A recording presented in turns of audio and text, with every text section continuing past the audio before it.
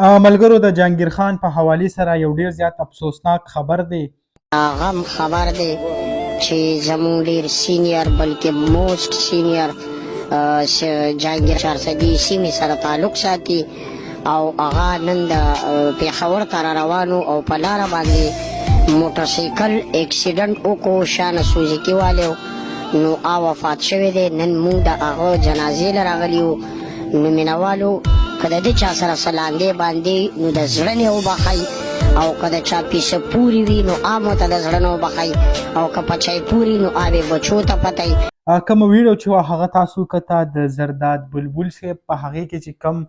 خبر نیوز ته یو انټرویو ورکړی دی او په هغې کې ویل دي چې جهانګیر خان داسې نوم داسې ایډیټینګ شوی دی.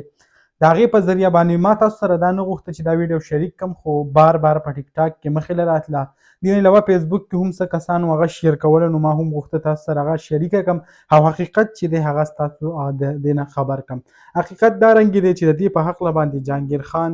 دا ویډیو خو یو دوه درې میاشتې داسې کېږي زړه ده. د دې په هکله باندې جهانګیر خان یو پیغام هم راغلی او په هغې کې ویلي وو چې آیا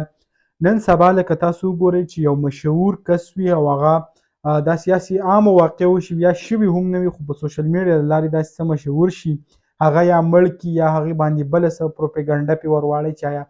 دې دا چل وکړو دا چل وکړو نو دا کم رسم چې دی هغه سټارټ دی وایي ما ته څه تکلیف نشته خلک مختلف قسمه خبرې وایي دا په ما پسې هغه کوي نو د هغې پوره وضاحت شوی و بلکې یعنې یو دروغ خبر چې دی هغه په ټیک ټاک د لارې هغه ډېر زیات چلیږي. نو ما هم تاسو سره دغه شریک کوو چې دا خبر چې دی هغه ډېر زیات حقیقت پکې نشته دروغ دي په دې باندې هغه تاسو یقین مه کوئ ځکه نن سبا سوشل میډیا داسې حد ته رسېدلې ده چې د یو خبرې پکې پروف کول چې آیا دا حقیقت دی که حقیقت نه دی نو هغه ډېر زیات ګران کار دی لکه په هغه باندې حقیقت باندې رسېده نن سبا ډېر زیات یو مشکله خبره ده. په دې کې څه ریالټي نشته جهانګیر خان وفات شوی دی بلکې ژوندی دی نوې تازه کوم ویډیو چې دي هغه یې هم اپلوډ کړي دي. دغه ویډیو به تاسو سره هم شریک کړو انشاءالله بله ویډیو کې ملاویږو. الله حافظ.